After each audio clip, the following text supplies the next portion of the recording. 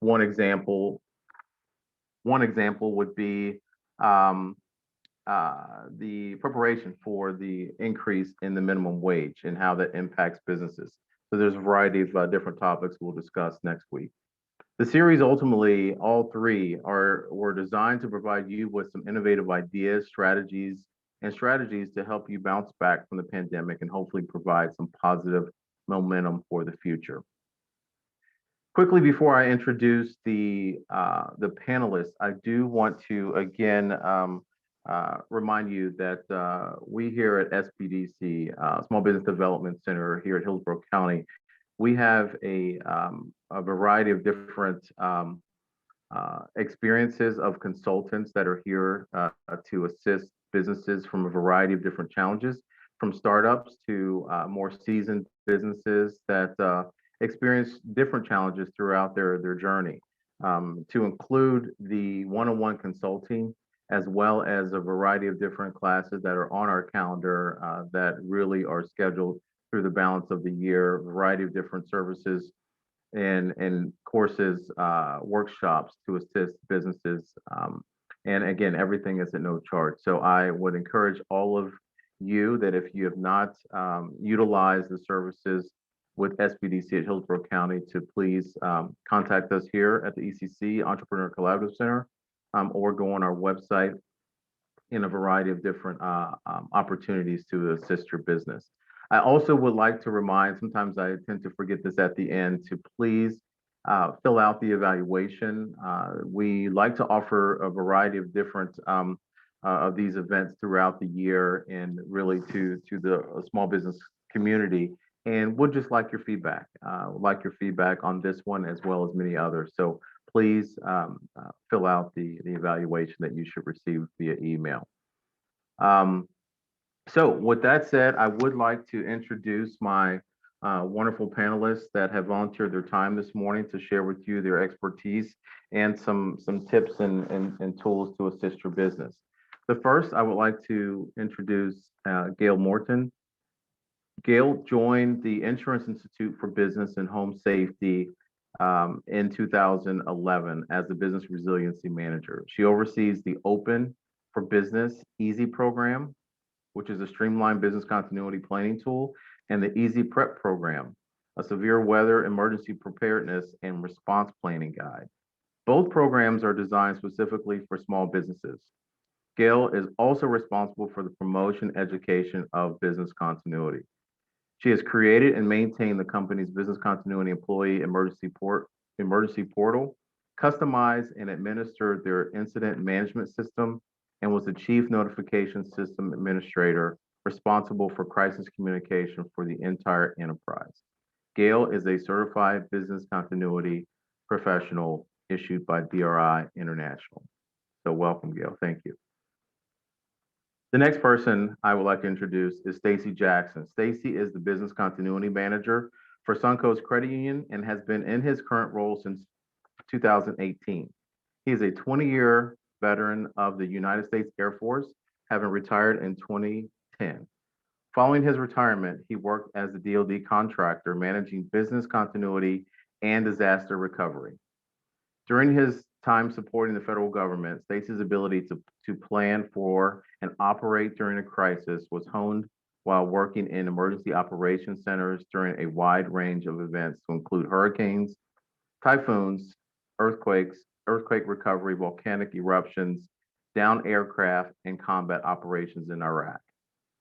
At Suncoast Credit Union, Stacy directs and manages the business continuity program encompassing crisis management, business continuity, and emergency management for over 80 facilities and 1,900 plus employees. His expertise, leadership, and detailed planning has helped guide Suncoast through hurricanes, active threats, and ongoing COVID-19 pandemic.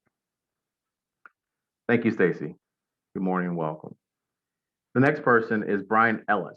Brian serves as the disaster recovery coordinator for the Tampa Bay Regional Planning Council since February 2018. Brian works to support economic recovery efforts in Florida in the wake of Hurricane Irma, helping to coordinate the efforts of local governments, economic development organizations, and individual businesses.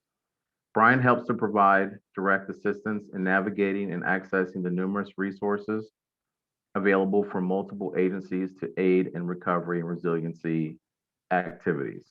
Brian holds a Bachelor's of Science in Business Economics from the University of Florida.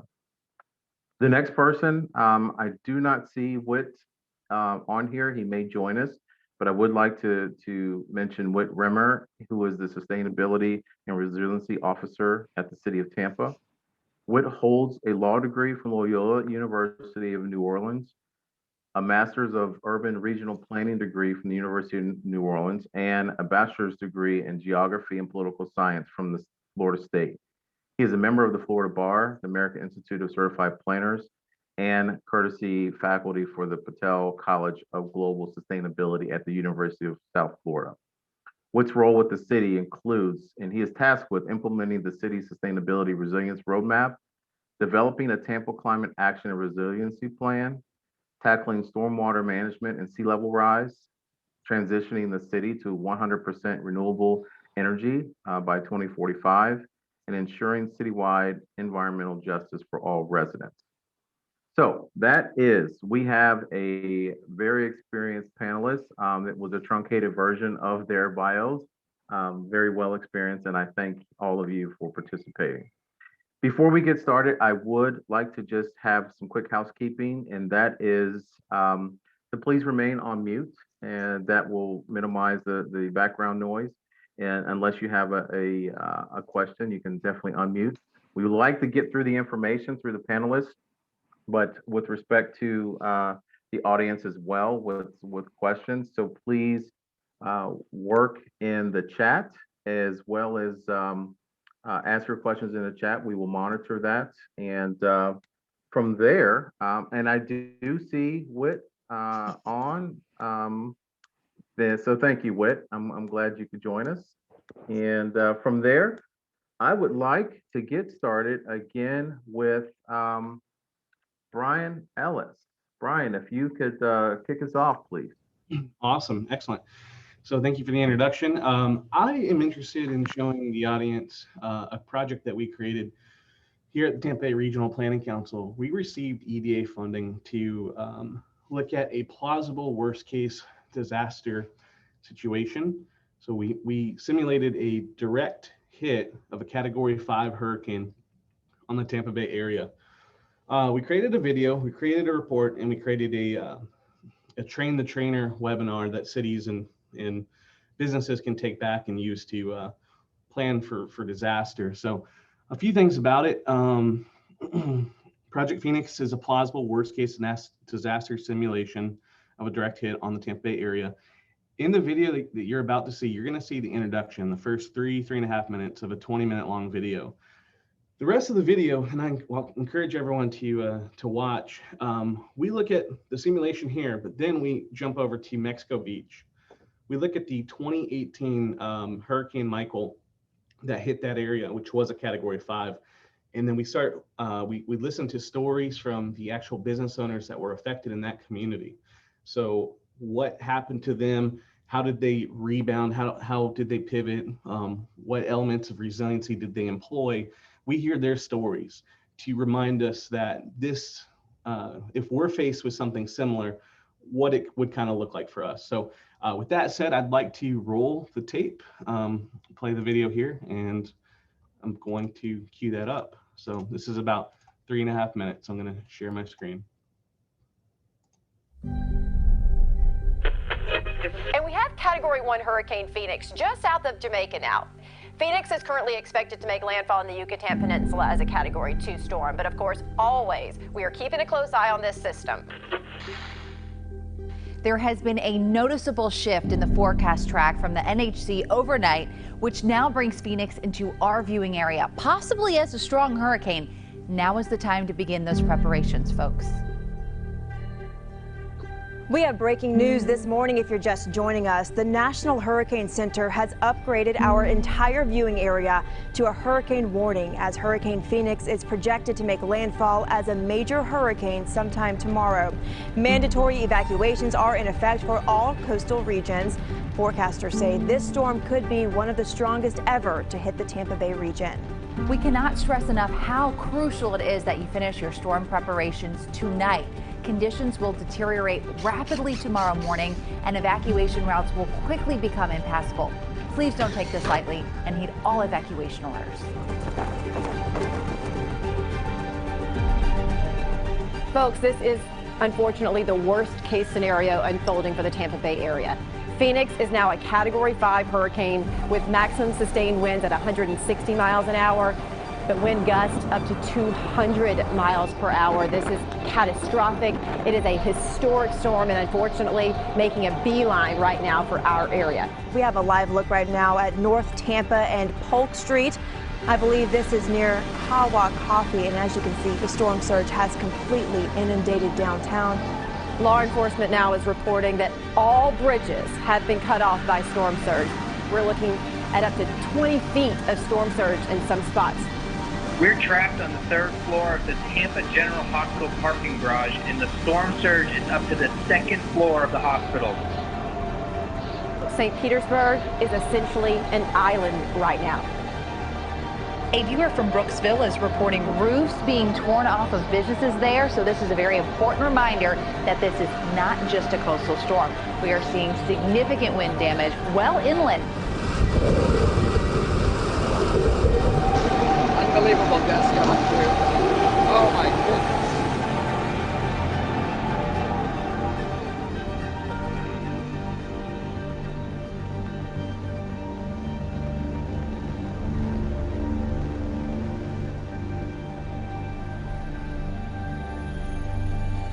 The damage this morning is unimaginable. The beaches are essentially gone.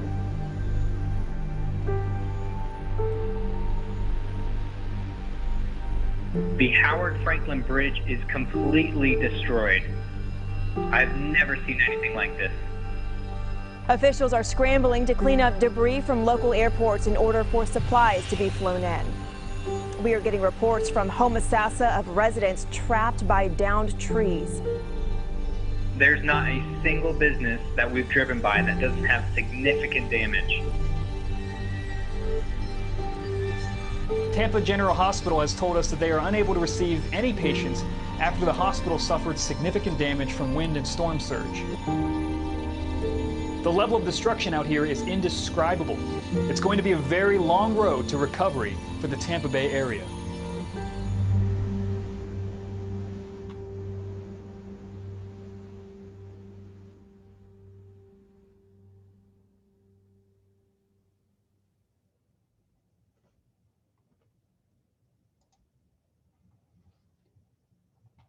All right. So that's the introduction of the Project Phoenix video that was created. We ended up going to Mexico Beach and interviewing the business owners and the people affected, so that when we brought the stories back here, it would be more real. It's certainly something that's worth watching. It definitely draws parallels of what could happen here. Some things to note: this was a Category 5 direct hit that was fairly recent. Now, the Tampa Bay area, the last time I believe that we saw anything like this was 1921. So it's been a long time. Prior to that, I believe another major storm was 1848, which actually carved out John's Pass. So we certainly haven't seen anything like this in modern times. But this, like I said, is a plausible situation, a plausible worst case situation. Following the report and the video that we created, we conducted a Train the Trainer webinar, which discussed this simulation and went over recovery strategies and practices with businesses in our community, so that local leaders could kind of take that information back and share ideas and basically help to become better off and more aware. So it's an undertaking that we're proud of here at the Tampa Bay Regional Planning Council. A few things that we do here as well, in addition to this project, we will create disaster planning guides for various counties in our region, or at the very least support with the evacuation maps that go into those resources. We create storm surge models, evacuation maps, GIS maps, and GIS services for our local governments. And we do business continuity planning and outreach. So those are some of the initiatives that we are working on all the time. In this Project Phoenix, this is pretty much brand new for us. We recreated something that happened in 2010, basically just to show everyone what the situation could look like.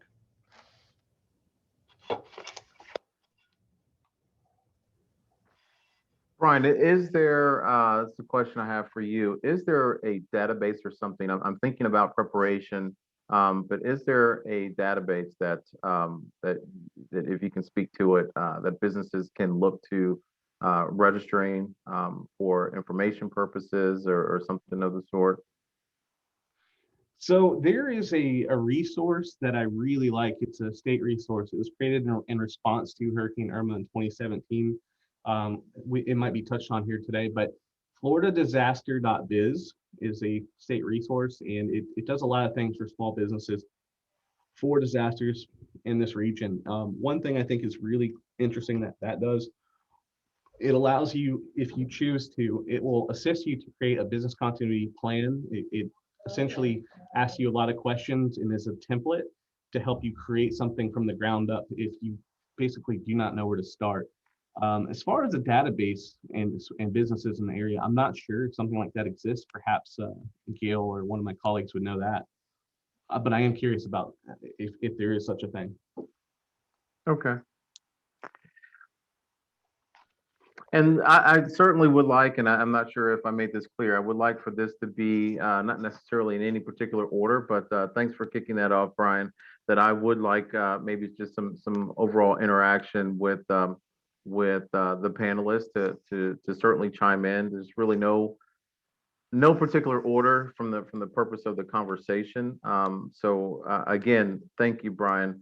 The video, I'm trying to think. I wrote some notes here.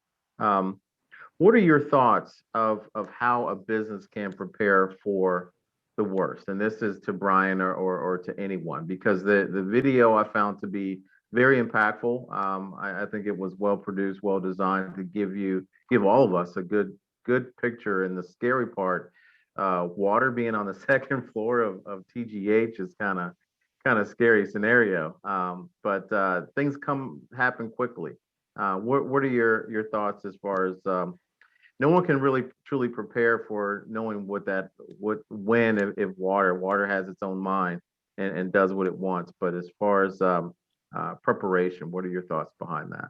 Sure, I'd love to answer that. So from a business standpoint, what businesses can do to prepare, it's important to remember it's never too early to begin to prepare. FEMA estimates that for every $1 spent on preparation and getting ready for disaster, $6 can be saved when it's time to recover. So making an initial investment up front has proven fruitful. State and counties have tons of resources available on their websites for your disposal. Every year, I would recommend going through and understanding your insurance coverages with your representative of your business insurances or even your home insurances, whatever you have. Get up to speed, understand what's going on. A question I ask people when I go out to the field is if, just a hypothetical, if you have a business and your sewer systems or your drainage system in your business starts to back up, is that something covered by your flood insurance or your business insurance? Things like that you typically wouldn't think of. And I know it's a lot of what ifs, but it's good to start thinking proactively about those things well in advance. Know your flood and evacuation zones for your businesses or pretty much everything you do as best you can. There is a difference between evacuation and flood zones and flood maps. Cross-train your staff well in advance of a disaster so that your business can function without key staff missing in action. That I think is very important for everyone to understand their roles. That will do a lot with trying to get back up to speed and operational. We've seen in past storms throughout the country where basically crews and employees turn into a skeleton crew overnight if there's a pending disaster, and that doesn't help with recovery. So making sure that your staff and everyone involved knows their role and is prepared and ready for that, possibly going over that in advance, maybe conducting an exercise if your organization has those kinds of resources or opportunities to do so. Thank you, Brian. And this could be maybe a good point of transitioning to you, Gail. If You know, you could, I wanted to mention the Phoenix video. It's been around, Brian, for how long? Over 10 years, because I remember at my prior Correct. employer. The Phoenix video, we first debuted it from the ground up in 2010, 2011. That's right. Okay. In 2020, we updated the entire project to modernize it. So this is the Phoenix 2.0 version. So what I wanted to make a point was that when I came on board here at IBHS was 2011. So it was the original Phoenix video. So once we created our plan here, when I started here, we used that video to test our plan. So we got staff together in a large conference room. We played the video. We would stop it. We would talk about, okay, what do we have planned up to this point, you know, based on whatever day it was prior to the storm hitting the area. And we were able to add things, change tasks that we had. And now, like Brian has said, they have updated the video. So I would suggest, whether a business has a plan or not, that may be a good start. You said it was 20 minutes long, Brian? Yeah, 20 And minutes. does it start, when does it start? Like how many days out before the storm? I'd have to look. I think it's probably 10 to Okay. before the storm, yes. And that's the perfect timing.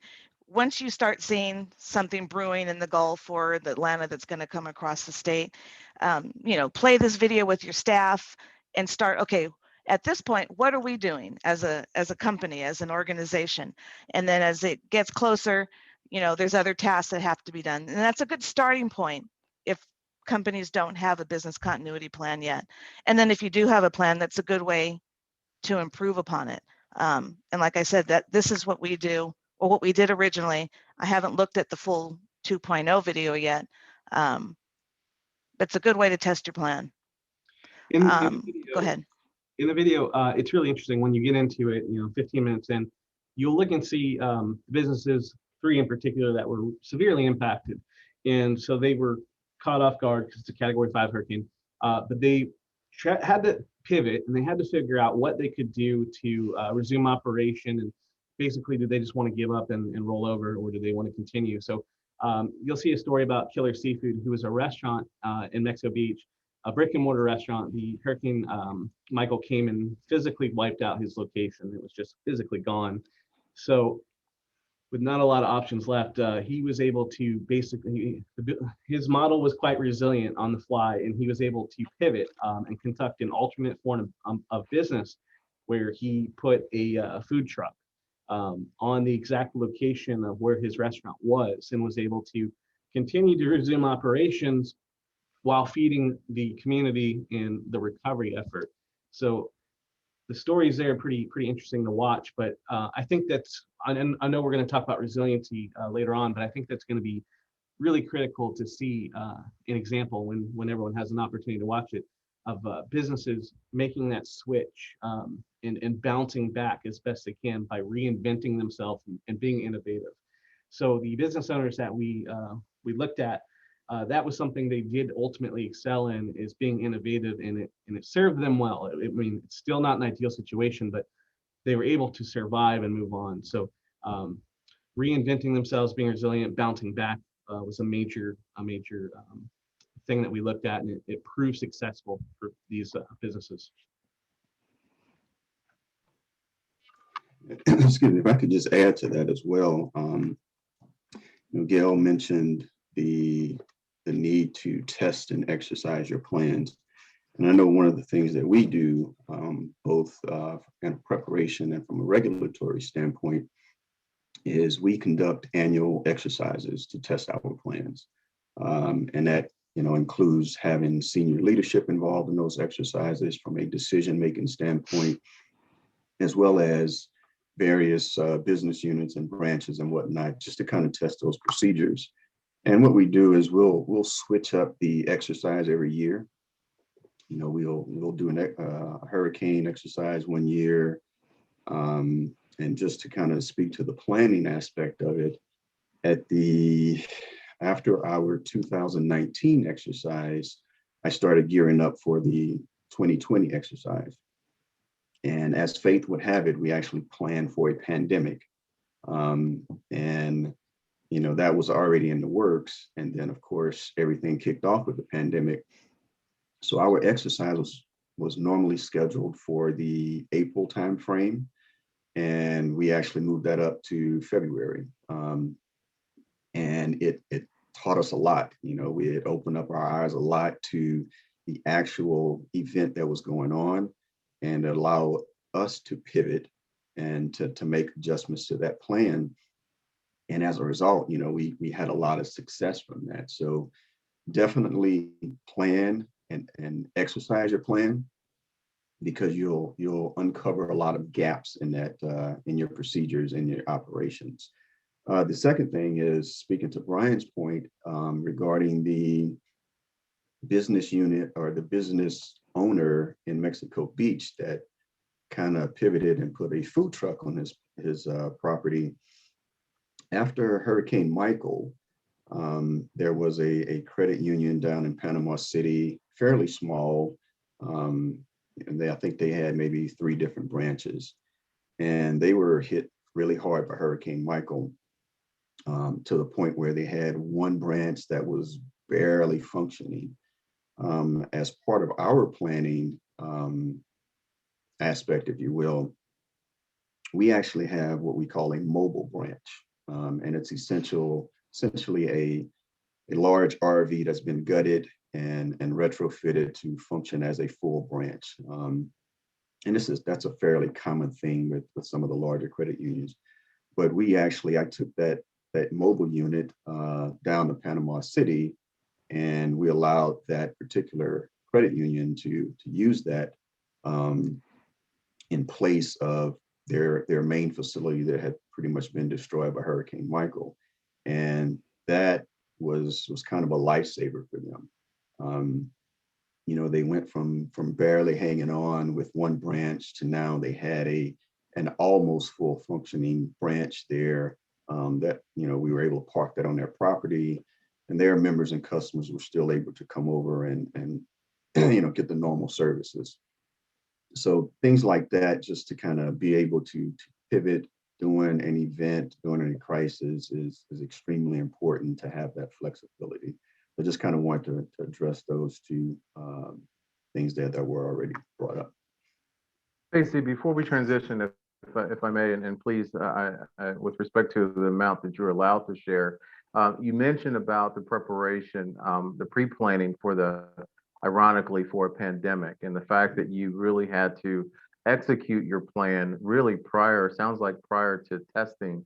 How well did that go, and what were some key learnings that came out of it? Because you're planning, and then here comes, and you have to, go into action and execute. Did you run into any hurdles as a result to the lack of time or inability to test the plan before you had to execute it? Not so much hurdles, but being a financial business, we had never really employed a wide range of remote work. And that was one of the big planning factors that I had built into that exercise. So there was some initial resistance on that, obviously, because we had never done it, especially to that scale. And obviously you have some security concerns, right? So that really kind of changed our focus, where, we really looked at the remote work. Our security posture increased significantly. And, that was a major pivot for us, within days of that actual exercise. We went from, sporadically having people that were working remote to, over half of our employee population. So that was the biggest learning curve and biggest adjustment for us. But from an operational standpoint or anything like that, we didn't really see any significant hurdles. Great. Gail, do you mind giving us a little bit of insight in your world and your everyday? So, prior to me coming to IBHS, I worked for an organization that had 5,000 employees, 13 different states. We had a department of business continuity staff. There was about 4 of us. We had purchased software that every department was responsible for putting in their information for the plan. And then coming to IBHS, our role here, we're a nonprofit organization. Our members are insurance carriers. So my role is to help them teach their policyholders, their commercial policyholders, how to plan. So these are small businesses. Some of these are as small as 5, 10 people. They don't have a budget for a business continuity professional. They don't have a budget for software.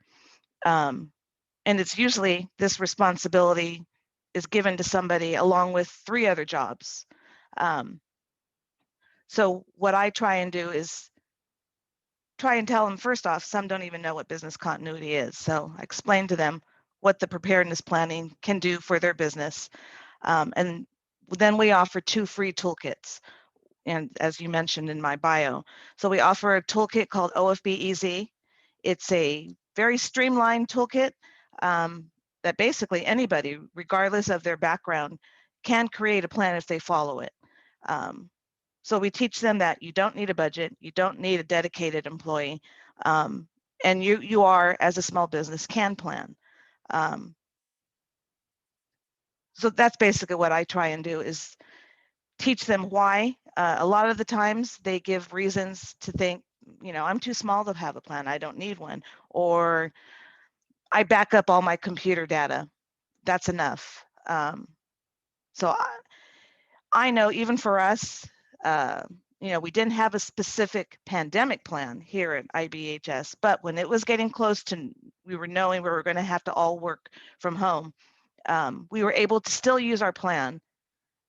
And we maybe had 2 days, day and a half, and we left here knowing that we would all be able to work from home successfully. And it's because of the planning that we had made for whatever disruption that we were able to do it successfully. So that's what we try and do.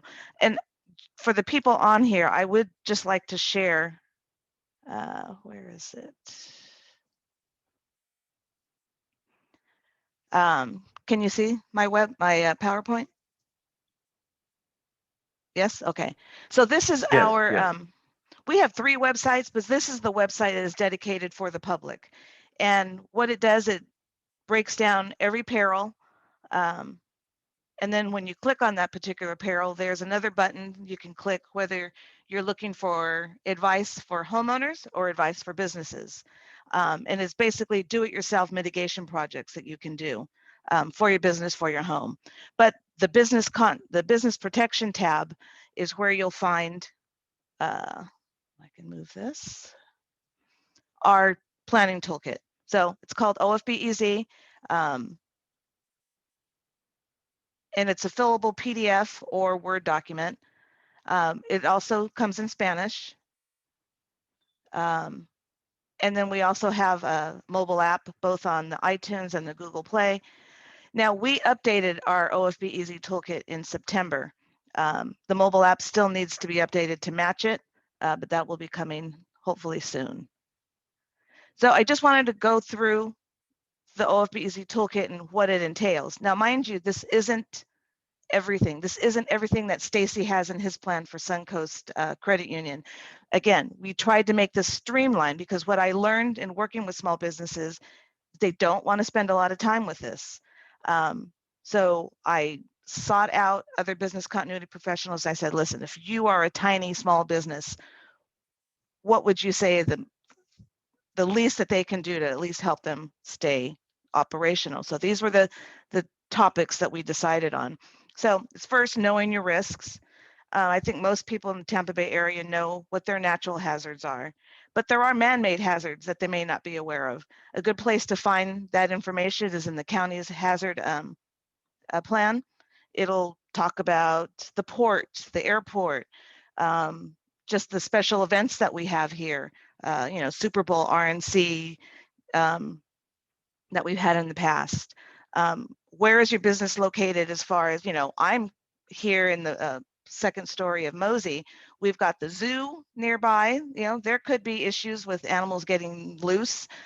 We've got different manufacturers that, you know, certain chemicals, if something breaks and, you know, so there's the hazard plan that the county has will give them a lot of insight on what man-made things to also think about.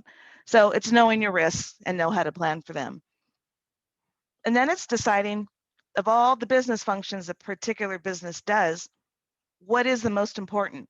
So of course, payroll is going to be one of those things, benefits, and then whatever it is that particular business does. If they create a widget or a service, they need to decide what those critical functions are, when they have to be brought back up, what staff will be needed to conduct that particular function. Is there IT equipment? Is, you know, you're going to document all those things that are needed to conduct that function. And then if there's any manual workarounds, you'll want to also document that. And then, you know, of course, know your employees, know how to contact them, their mobile number, their landline number. If they are in an evacuation zone, where do they plan to evacuate? You know, I know that may change, but to have some idea where they're going to be going. And that's just to keep in contact with them, to let them know the status of your business, when you're going to reopen, and then just to find out how they are doing. The next three sections are knowing your equipment, and it's documenting all the information that goes along with those critical functions, and how you can recover those, or if you need to replace them, who you need to reach out to. And then this know how to reduce potential disruptions is more for small manufacturers. And it just goes into detail about things to think about in that matter. And of course, knowing your key customers, contacts, suppliers. So it's the same as know your employees, have all that information at hand.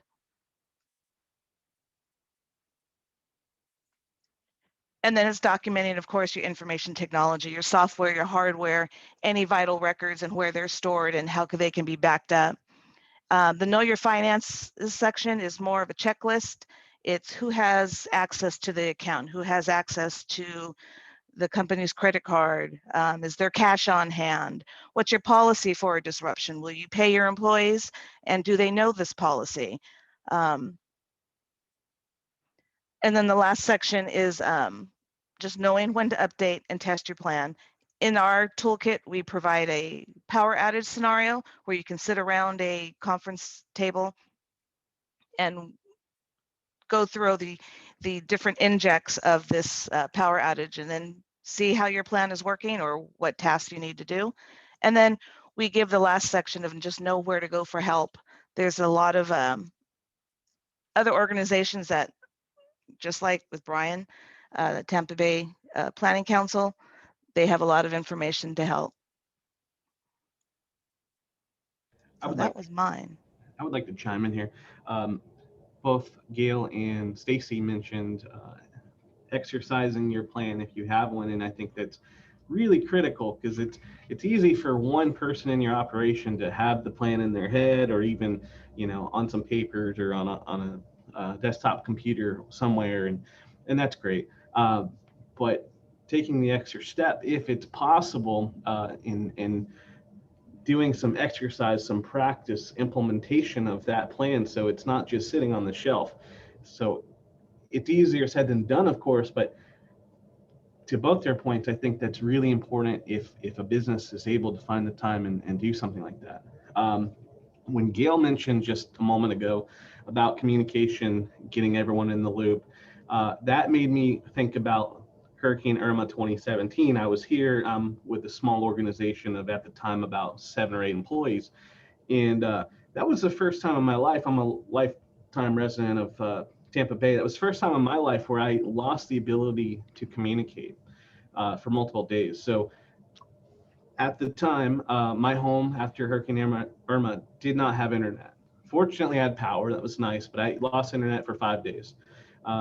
We were advised to stay home during that time and work from home if we could. I could not make phone calls. My cell phone provider failed me, and I was unable to make phone calls for about 3 or 4 days. The only communication I had during that time was text messages. And my employer did their due diligence. They kept me in the loop. Any work-related emails were not accessible for me. So I managed fine, but that was the first time in my life I had actually been hindered without proper communication. And I think all of my colleagues were probably in a similar situation, that we didn't anticipate that.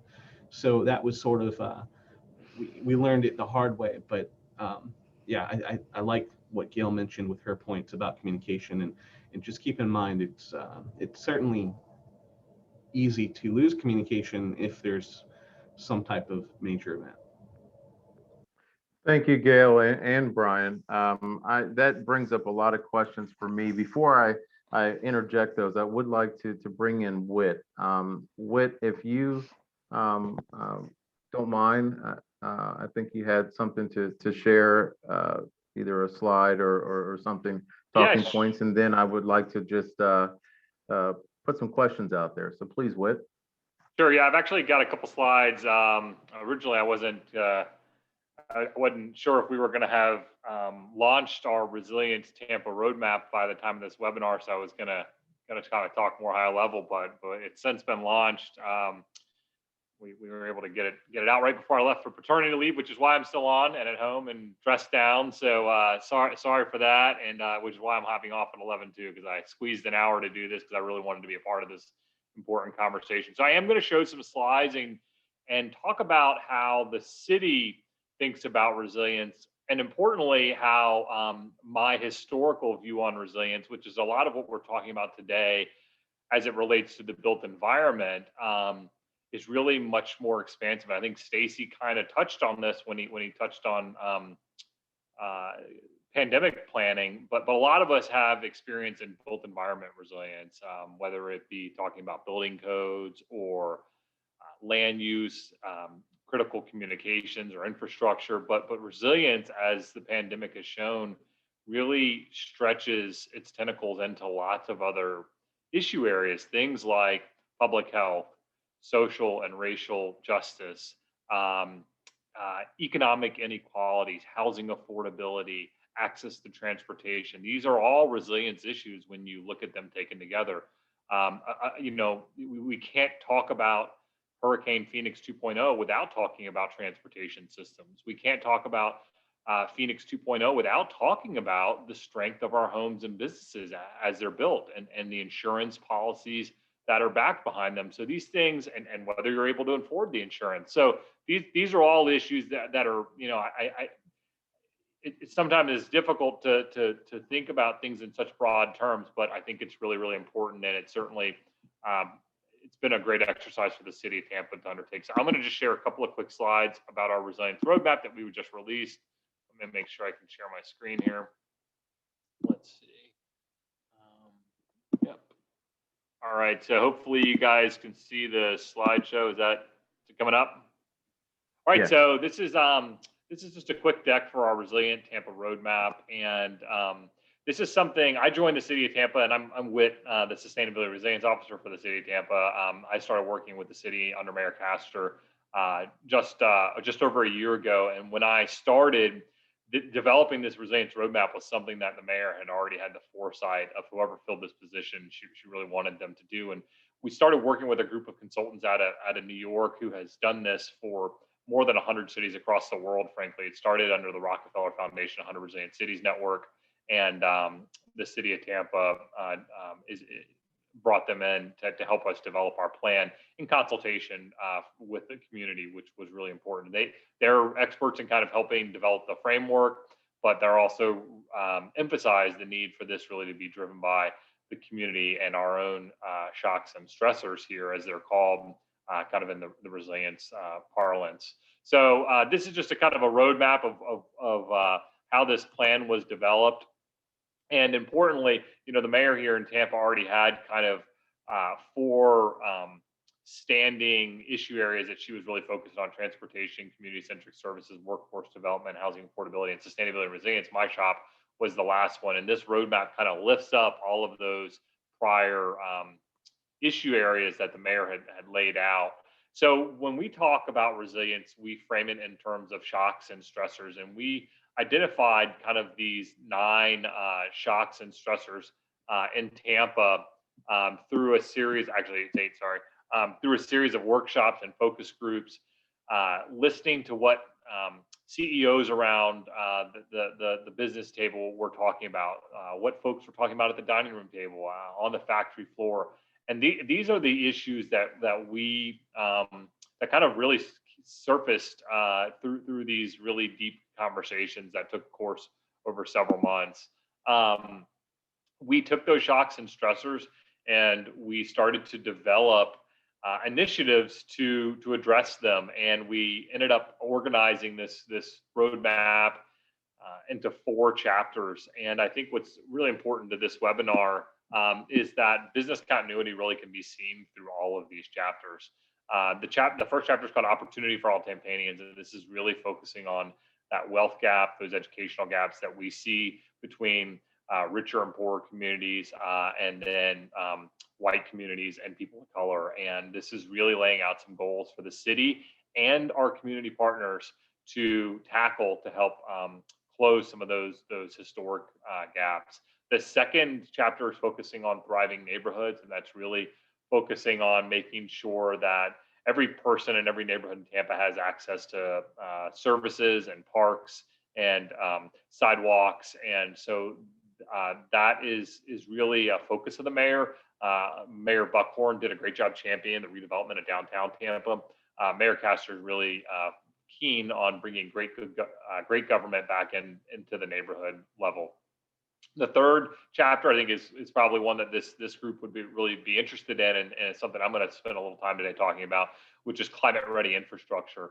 How can we make sure that our homes and businesses are prepared for climate impacts, and what are we doing to reduce our carbon emissions, doing our part to help not only respond to and prevent climate change, but also reduce the carbon emissions that are ultimately driving our changing climate. And then the fourth chapter is called Our Growing and Connected City. And again, this is recognizing that we're at this really pivotal place, both in Hillsborough County and the city of Tampa, where we are welcoming hundreds of new residents a day across the Tampa Bay region. And where are they going to live, and what type of house should we be building for them? And should we increase density in certain places?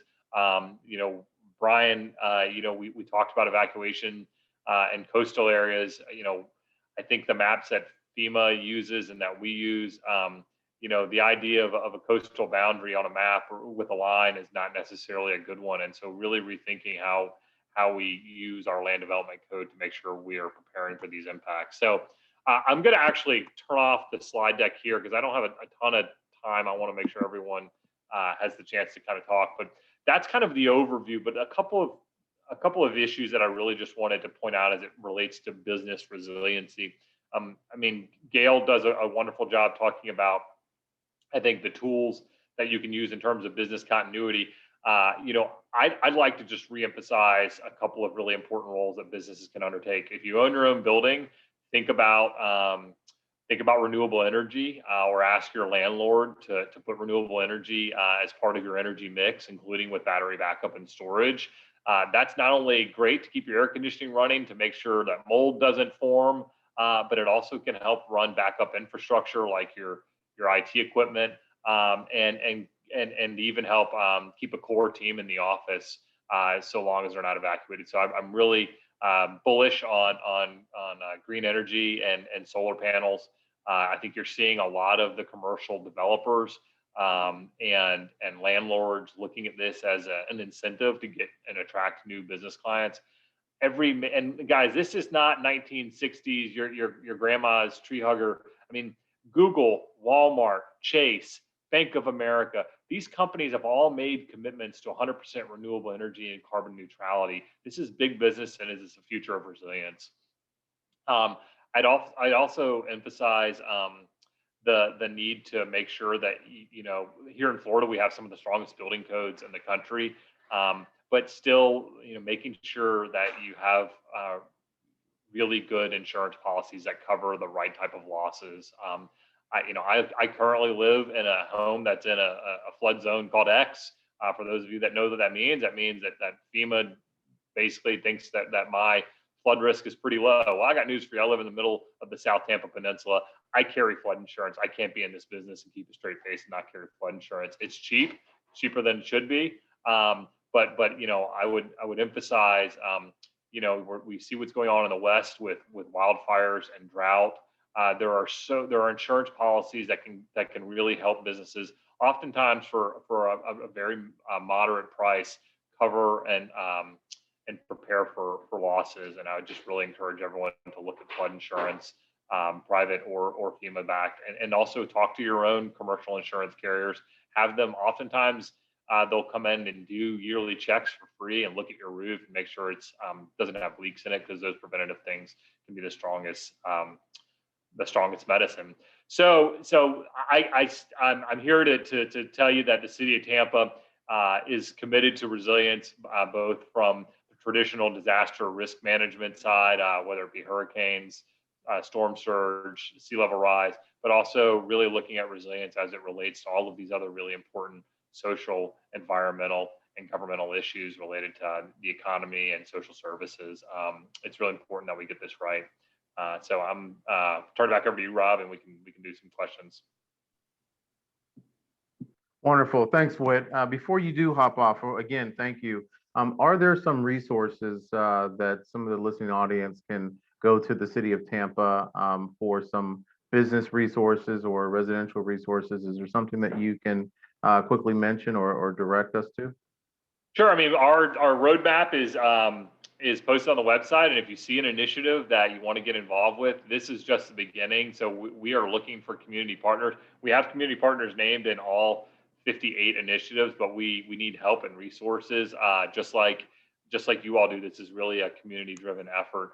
The city of Tampa has a robust disaster preparedness program. I think someone actually put it in the chat, along with the number Tampa Ready, 888-777. That's a great resource.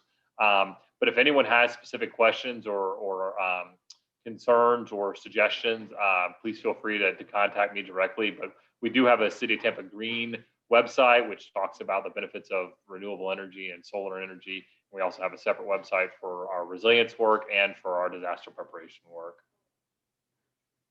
Great, great. I have a million things. Is anyone want to reach out and maybe ask a question to the group and to include Whit while he is still on? Otherwise, I have several. If there's no one wants to unmute. Before you go, and this is kind of out to everyone, oftentimes when we talk about disaster preparedness and recovery, a lot of times we automatically go to, and obviously because of where we are here in Florida, we go to hurricanes or storm weather related disasters. But we recently have seen in the news about the cyber threats, the ransoms, et cetera. Those are part of disasters. And does anyone have any comments regarding how we should look beyond the hurricane?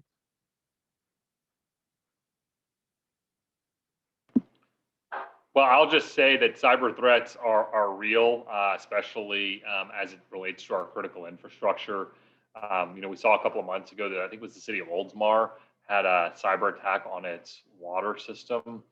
These are major concerns, major issues. And we at the city of Tampa work with our federal government partners to make sure we put the best risk management policies in place.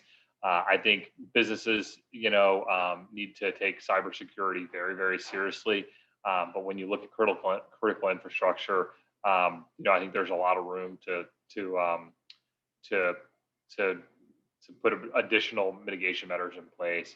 TECO, I think, does a good job of this, but this is another reason why exploring individual renewable energy like solar on your house and microgrids can really help prevent kind of massive blackouts during a cyber threat, so you can kind of power your own self. That self-resilience, that self-reliance is really important. Great.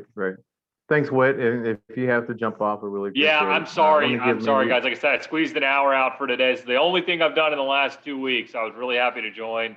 And I'm back in the office Monday, so happy to follow up with anyone. Wonderful. All right, thanks, Congratulations y'all. to you and thank you. I appreciate it. Bye-bye. All right. Nice to see you, Gail. You too, Whit. All right. Whit's an old IBHS employee. Oh, Not wonderful. literally old, but previous. Right. Bye, y'all. Bye. Bye-bye. Gail, Brian, or Stacy, did you have any comments about other disasters outside of weather related? We have fires, we have again the cyber threats. I know that's probably a major concern in your space, Stacy. Anyone have any comments, suggestions? I would certainly like to bring up, in the past I've referenced political unrest, but I mean, last year, I think a lot of businesses may have seen that for the first time, not being able to operate their businesses due to protests or just whatever the nature was. But political unrest certainly reared its head recently. So that's something I think many businesses may have saw for the first time.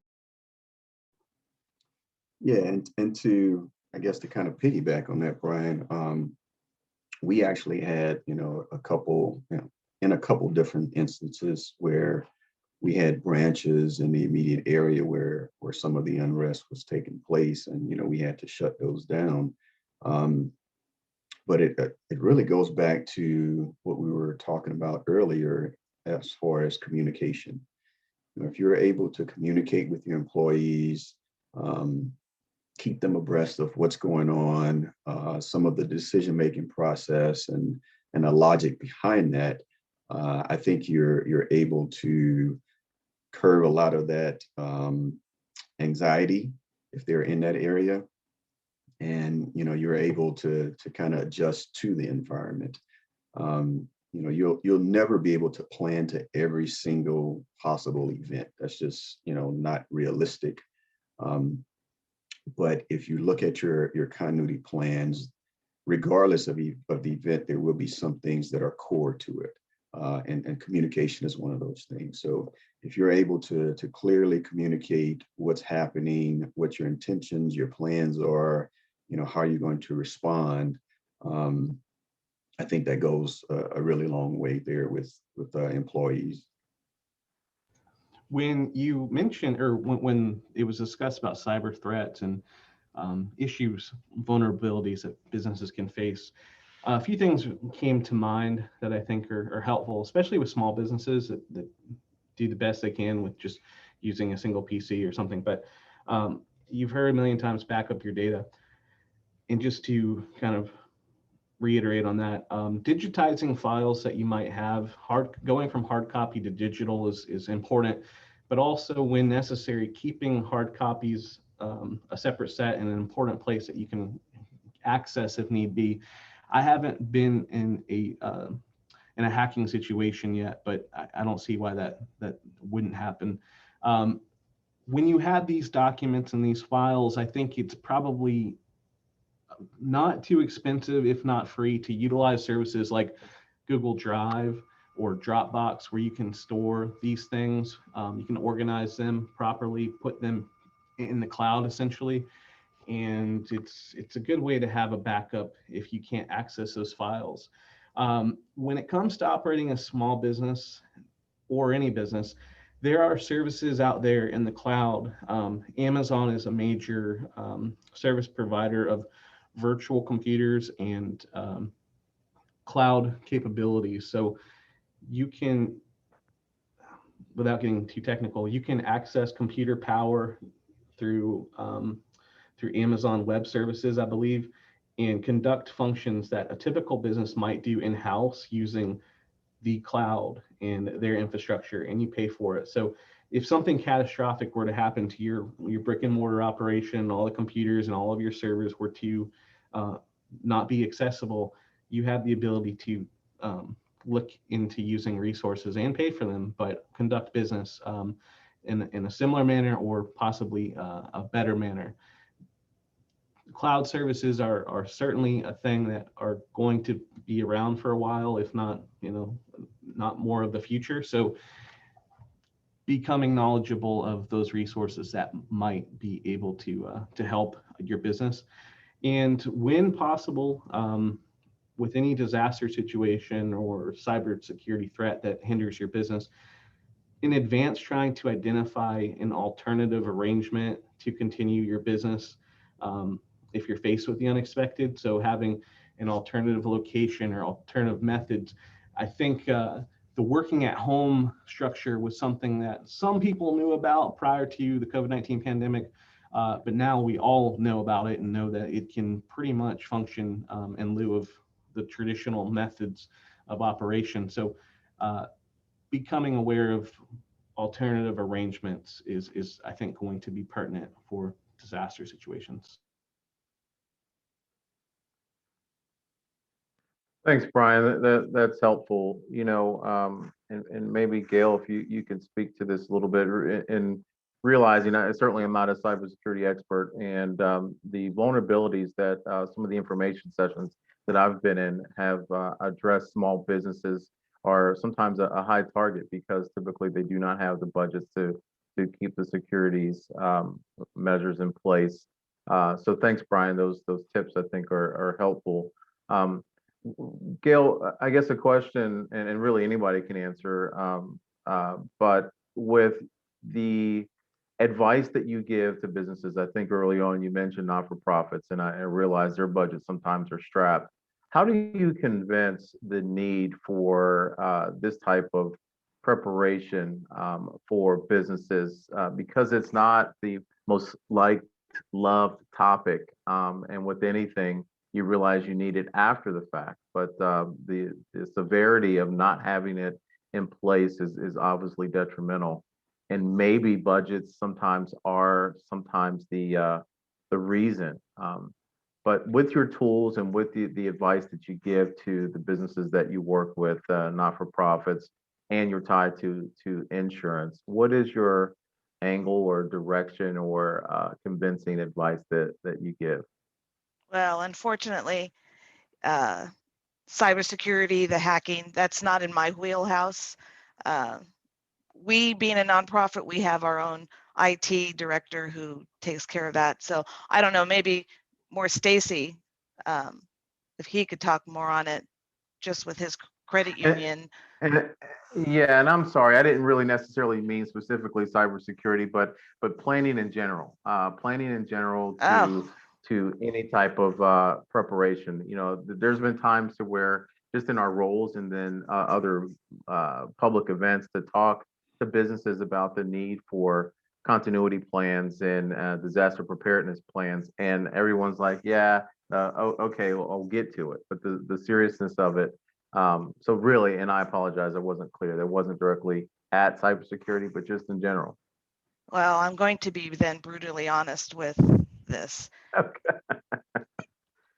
I have a lot of business continuity consultant friends, colleagues.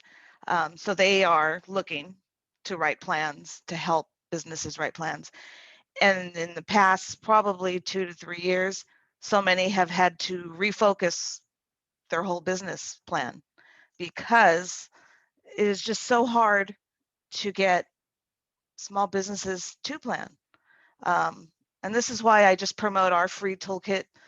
Fine if you don't hire a consultant, if you at least do our OFBEZ. But unfortunately, it's very difficult. They just don't, their concentration is, how am I going to keep my business going? What product I need to sell, I need, whatever their particular business is, they're concentrating on creating new products, keeping staff. They're not thinking about business continuity planning. So that's why I just keep pushing and promoting and educating. Yes, I agree. I've had the same experience. I'm a broken I don't want to record. dominate the questions again. I understand. I don't want to dominate the questions. So certainly if the public that's listening, if you have questions, please write in the chat and we'll monitor the chat as well as possibly unmute to ask your questions to the panelists. While we're waiting for other questions, this is really to all. Sometimes disaster recovery plans, business continuity plans are used interchangeably. Is there a difference between the two? And if so, what's the easiest, I guess, delineation between for business owners to understand the difference between the two. Yeah, I'll take that one. So technically, yes, there is a difference, although we do hear them used interchangeably all the time. When looking at a business continuity plan, you're really focusing on your operations and how you continue running your business.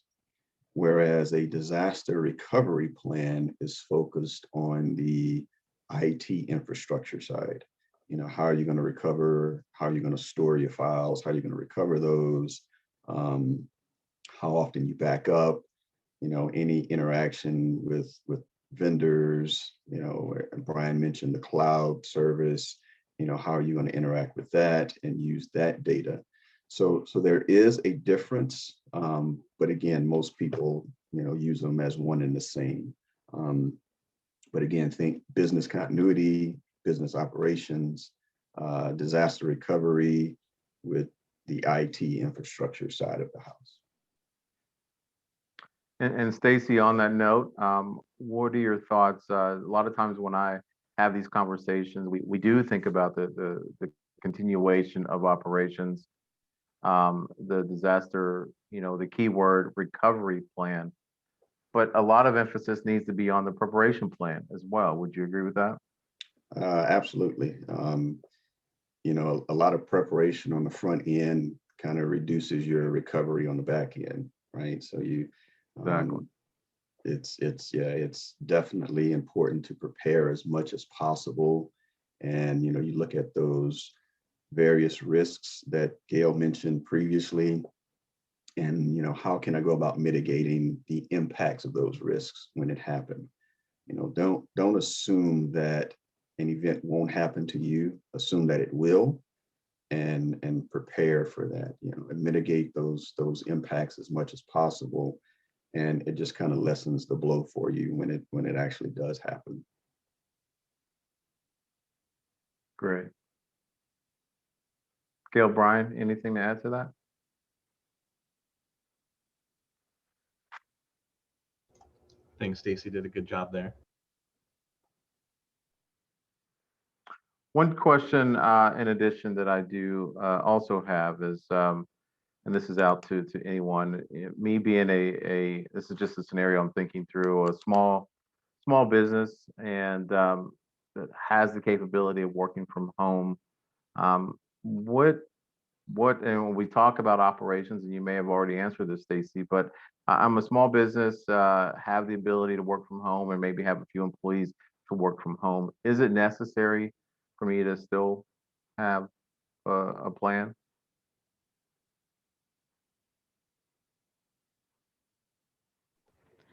Yeah, I was just in a meeting yesterday with some other business continuity professionals, and we were talking about now that so many organizations, not even in an emergency, but they're coming back after COVID as hybrid. So you have staff who part of the week are working from home.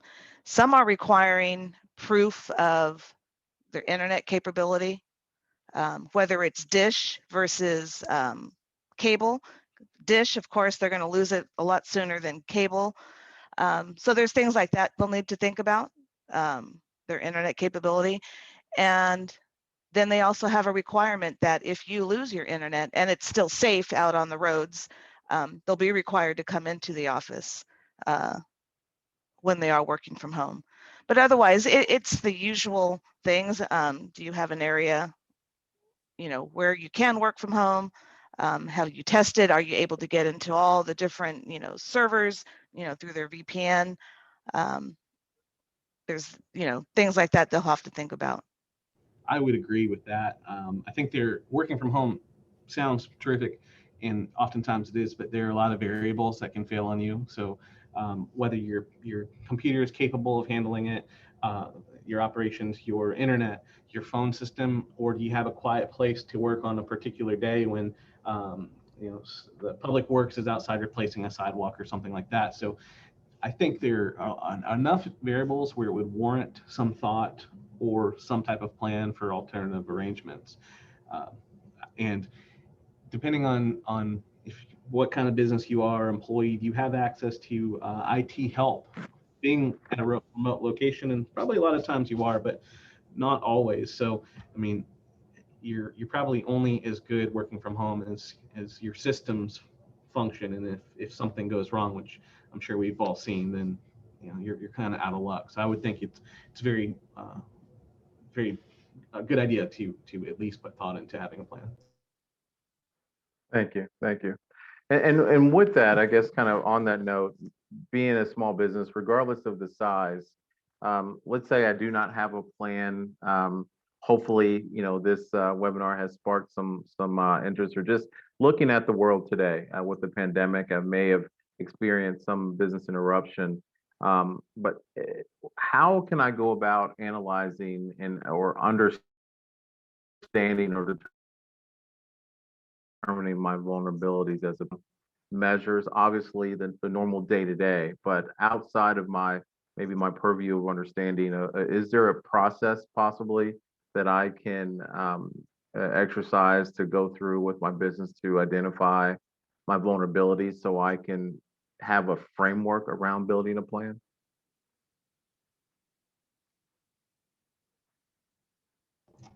From the surface, and I don't know if I have the answer to that, but something that pops up from my studies way back when, I believe a SWOT analysis might be something that could be appropriate for identifying those weak links in your operation. So I think that stands for strengths, weaknesses, opportunities, and one other thing. But taking the time to look objectively at your operation is certainly worthwhile and worth doing. I don't know if there's a template that exists for something like that, but I would think that's certainly a part of the business continuity planning process, and I would argue that it's certainly critical to look at. Identifying any weak links you have well in advance for disaster, but also things when you're operating your business. And if a vulnerability I can think of would be if you have a supplier of a key product or service that helps your business function. If that supplier, your main supplier of something, is one flat tire away from going out of business on their own accord, just because that's how they like to operate, at the very least, that would be considered a weak link, and you might want to identify alternative suppliers that can feed your operation. And certainly in the case of a disaster, something I'm aware of that I would like to think that businesses use, and it's called a service level agreement, but that is that tends to be a written communication or written agreement between you and your supplier to detail the level of service you would expect to receive during a disaster situation. So you can take the word from your suppliers that, am I going to be in good hands if we have a hurricane this year? And they can tell you yes, or give you the handshake and all that. That's great. But something like that can go one step further than just a handshake, and can kind of hold their feet to the fire. So I think it's very critical to look for vulnerabilities whenever possible. And I don't know if there's an ideal template out there, but I think every business objectively should at least think about that. And if I could just kind of piggyback off of that, Brian, when you speak of suppliers, I think that could not be stated enough, right? If you have a supplier or a vendor that is critical to your business, it's important that you know how they intend to provide the service or product to you if they are impacted. I know, speaking from our standpoint, in our vendor management system, we will classify our vendors and suppliers. And if you are classified as a critical vendor, then part of your onboarding process and annual review is, we want to know what your business continuity and disaster recovery plan looks like. You may not be able to share your entire plan because of sensitive data, but at the very least, you'll have to provide a summary stating that, yes, we can maintain that level of service. All data is protected. We exercise and test our plans annually, et cetera, because that's one of the reassurances that we need, because we have classified you as critical to our operations. So that aspect of it, again, cannot be overstated, because you don't want to be that, one flat tire away that you have no control over, and it happens, and that has a domino effect and impacts your ability to carry out your operations. See, that's a good point that Stacy has. I consider him, based on who I work with, he's a large organization, the Suncoast Credit Union. So if they have a supplier who is a small business who wants to be working with Suncoast Credit Union, and he requires a business continuity plan before they sign them on, that's another way I try and get small businesses. And some of your clients may ask for proof that you have a business continuity plan.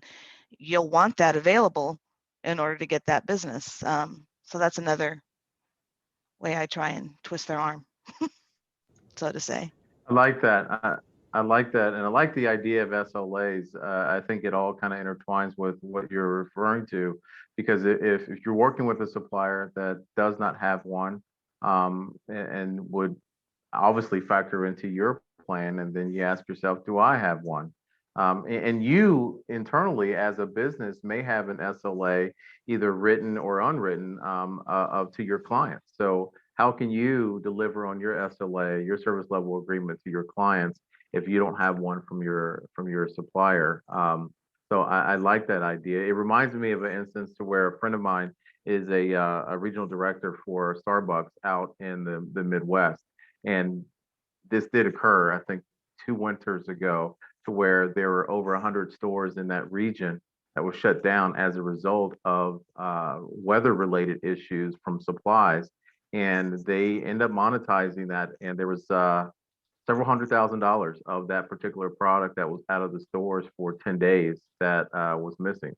Obviously, it was a pretty popular item for Starbucks, but as a result to the vendor that wasn't able to supply it, they were out several $100,000. So there's a major impact to businesses such as that.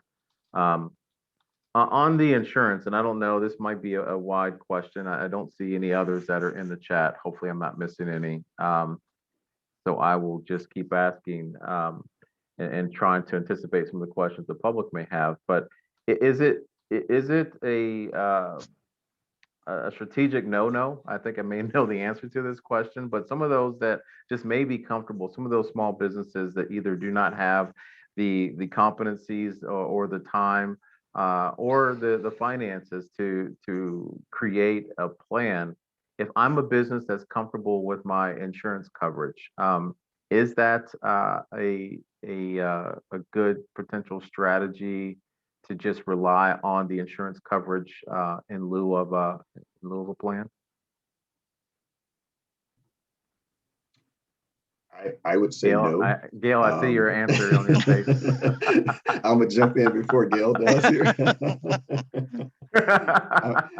I'm going to say that insurance is a must-have, but it's not the end-all be-all, right? It won't resolve all of your issues. You go through an event, insurance doesn't do anything for any kind of reputational risk. If you recall, in 2017, when Hurricane Irma came up through the peninsula, there were a number of nursing and assisted living facilities where a significant amount of patients or residents passed away, right? Those guys didn't have backup power and whatnot, so the ACs were not running. Insurance may cover these civil suits as a result of that, but it did nothing for their reputation. It did nothing for the revenue that was lost because you had residents that passed away because you weren't prepared. So had they really taken a good look at their plans, and identified those risks, it's not uncommon that we lose power when a hurricane comes through, right? An investment in maybe in a backup generator would have helped, or some of the solar stuff that Whit referred to earlier.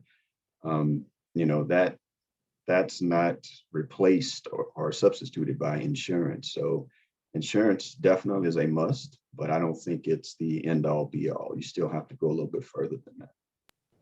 That's a really interesting point. I didn't think about the reputation standpoint, but that makes all the sense in the world. Am I going to want to enroll my loved one in an establishment like that with, a bunch of newspaper articles addressing those concerns? So when I think about insurance, I think it is a must, and different types for different situations. I would suspect that if you're dealing with some type of disaster, the insurance process is going to take a long time.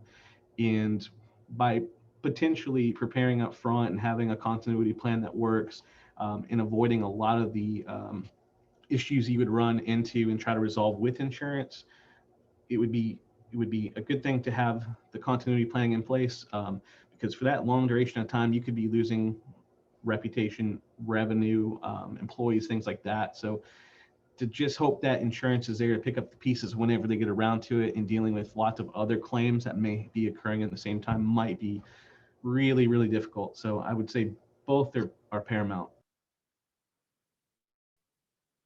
I would agree 100%. I do hold a Florida insurance license, and I will tell you, the county was involved, and I'm stating this because it was public, but the county was involved in the civil unrest with delivering grants to those individuals that happened in May of last year.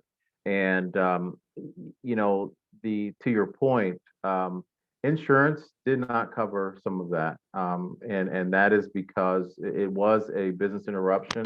It was a disaster to some businesses, and some businesses struggled, and still are struggling to recover. And some insurance policies exclude civil unrest, and that was deemed a civil unrest. So to your point, yes, insurance is absolutely necessary, but it is not end all be all for coverage. There are some exclusions in insurance policies. Civil unrest, certain acts of God are excluded, and but it is, regardless, it's a business interruption. And so what do I do when there needs to be a plan around it? So I agree with all your points that are made. So I can continue on. I'm almost tapped out of questions. Is there are there questions out there, or is there something that the panelists maybe had on their minds or in some of their talking points that we did not cover? I do have a question, and I don't think it's going to be an easy answer. Gail, I've heard you mention a lot about how you encourage small businesses to make a plan and do their due diligence, but is there in the future ever going to be an incentive for these small businesses to plan or conduct an exercise? I mean, can there be a tax credit? I know there's tons of businesses in Florida. Is there any silver bullet to make more action occur? It's sad because it's so difficult and it takes time and money. And Brian, that is another question I get. What's my incentive for having a business continuity plan? Okay, well, besides the fact that it'll help you get back up and running after a disruption, they want to know, can I get a discount on my insurance, my property insurance, my BOP insurance? When I first started here, there was grant money where I was helping create a system to where businesses could get almost certified to show proof that they had a plan, and then they were going to start promoting this with insurance carriers to see if, and this was through FEMA and through who they hired to create this online service. And then volunteers were going to be looking over plans that were submitted by small businesses and then help them improve it. And then, they'd have to pass so many points and then they'd get approved. And then they'd get this seal and certificate and they could present that, and hopefully funding was lost and the program ended, never went on board. And again, our members, our insurance companies, not every single one that's out there, but I haven't come across one that gives incentives. Their reasoning is, okay, so business A says they have a plan and they show it to me, they're paper wise, but has it been tested? I don't know if any of you remember during the BP oil spill, when their plan was finally pulled up and reviewed, they had deceased people assigned to task in that plan. So that's a lot of the reason. How do we know it's up to date? How do we know it's been used and proven? So that's a lot of the fighting or the back and forth that we get with incentives, incentive for having a business continuity plan. I have a hard job trying to get them to create plans. Yes, typically people stay away from things they're uncomfortable with, probably recognizing that they do need it, just with anything. But making it happen is always the difficult part. Um, I'm trying to think. I jotted some notes down, and I think I pretty much covered. Didn't want to belabor this any longer. I think our public. Our public does not have any, I don't see any questions. So if there aren't any, and you all feel like you've exhausted your knowledge that you wanted to share with the group today, I again want to thank you for your input, for your expertise, and we'll all keep trying to champion businesses outside to continue to strive to get their plans together. Any closing remarks from anyone? I guess I just want to, if you are a small business out there on the call, and you're wondering, okay, maybe I should look into this and who should I assign it to? Think of somebody in your office that's been with you quite a while. Maybe someone who's gone and held different positions, or parts of your business. That's how I'm going to use the word, got stuck in this. I had worked with my organization for 25 years, 3 different states, I don't know how many different departments, and they figured, Gail, you have enough background. Why don't you join our business continuity team? And at that time, I sat there and said, I don't know what business continuity is, but sure, I'll try it.